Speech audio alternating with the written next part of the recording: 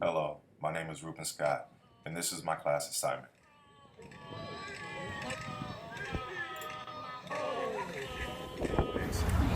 I came to a Native American museum, California Indian Museum and Cultural Center in Santa Rosa, California. Today is Saturday. They are open from 11 to 4. When pulling into the parking lot, you notice a calm and native feeling that surrounds the air. The trees planted in the parking lot are native to the local environment and seem to shine healthy and strong. The center is nestled in the heart of Santa Rosa, where it attracts visitors from all different backgrounds, social classes, and ages to come and enjoy their true Native American history.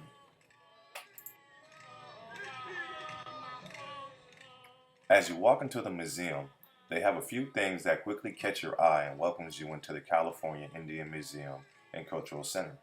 There is a card displayed on the wall in plain sight for everyone to see that truly embraces today's modern technology culture and allows you to check out their museum online as well as through the rest of their social media. There is a life-size poster that greets you as you enter the building to give you a general understanding of the culture and gratitude that their native ancestors would have to give to visitors in order to welcome them into their community. The first clear sign of importance that I received from their teachings was from their open display of native food choices, such as acorns, quail, and cattails, which allowed the California Native American people to sustain, thrive, and keep down foreign diseases before colonization. You seem to get a little overwhelmed when you first walk into the museum. I went back to the early teachings from this early semester on museum etiquette and decided to follow their lead. First, I grabbed a map, then I walked through one full time before I came back around to take a second look and actually enjoy everything that the museum had to truly offer.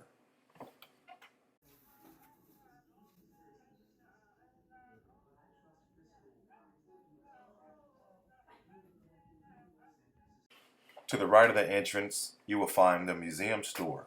You will notice a huge store where inside you can find all things designed, crafted, approved, and created by native tribes or individuals, which guarantee that the profits go back to the native community and that all merchandise is authentic with a strong meaning and purpose that upholds ancient traditions, heritage, and legacy.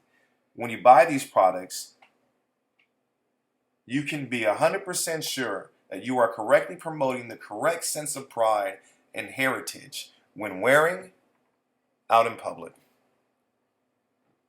We talked about this early in the semester that you have to be careful from buying products from corporations which don't give back to Native people, tribes, and is just there to make financial profit and gain.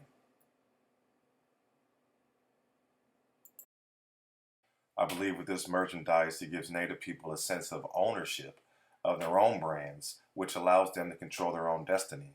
I truly felt closer to these brands within this store than I ever have when it came to Nike, Burberry, or North Face. With these products, I felt connected to something that represented a true purpose. You can find a natural healthcare products such as lip cream, hand cream, balms, lotion, vinegar oil, balsamic oil, native honeys, and my absolute best was the authentic greeting cards that they offered for sale.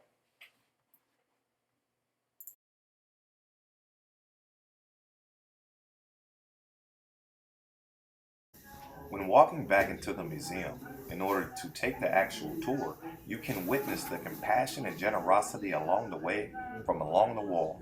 At the front counter, you have the words in the local Central Pomo Native American custom, which mean welcome. As you walk through the museum, you actually truly start to get a sense of Native American history. Most of these stories that we learned throughout the semester, I started to be able to correlate with paintings and the imagery and the baskets that I was now face to face with. Some of the folklores and the stories that were very hard to stomach, now I was actually seeing in real life.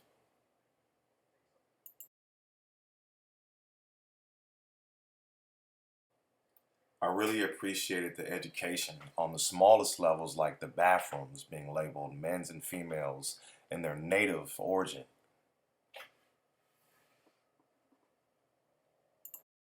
I enjoyed reading the stories and inspiration of the women who were able to create and control and run communities.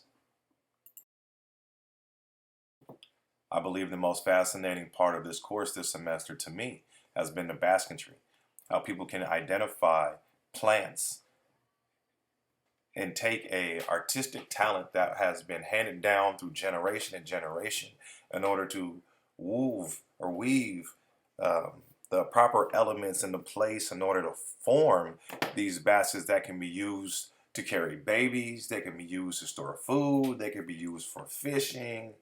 There's so many uses that they use this basketry for that I have really been astonished and amazed by all of them.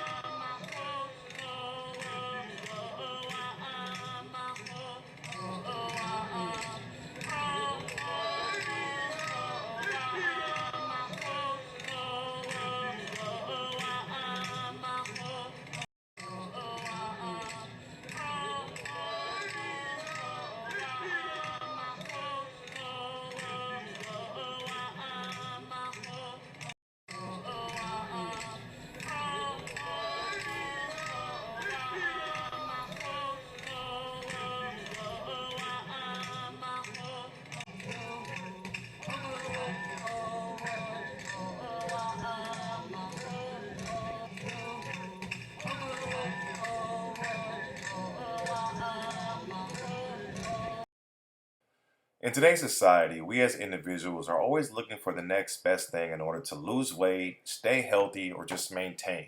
Well, why don't we just start off by eating correctly? Within this museum, they have plenty of recipes and great ideas that you can copy in order to have you eat like native individuals did for hundreds of years. Correctly. Acorn bread. Sounds delicious. Quail and mushrooms. The Pomo location was north central California from the Pacific Ocean to Clear Lake, which included Mendocino, Sonoma, and Lake counties. There are 7 known separate Pomo groups that all speak different dialects and languages. The Pomo natives use many tools, especially with their basketry. They would make both coiled and twined baskets. They also would use these tools in order to crush the acorns in order to receive the nuts from inside of them.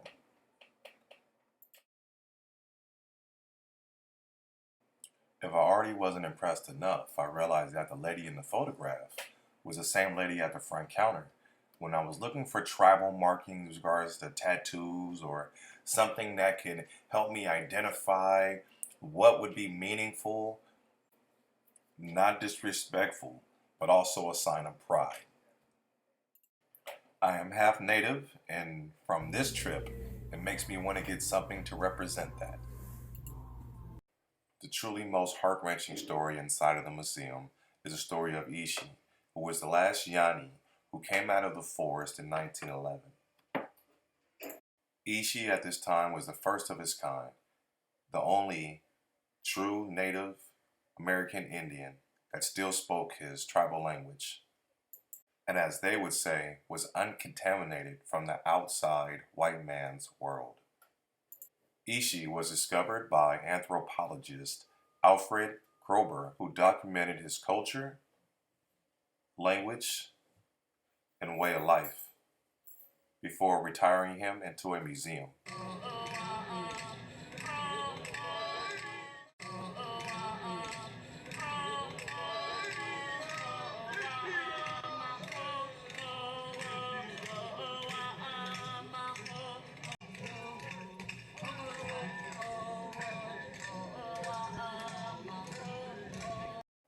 Charlie Hill was a comedy legend. While the Aborigine people were struggling with identity, through his comedy, he allowed his people to achieve peace, justice, and finally achieving the ability to be seen as human beings, people, accepted amongst everyone. Thank you for the opportunity. I hope you enjoyed.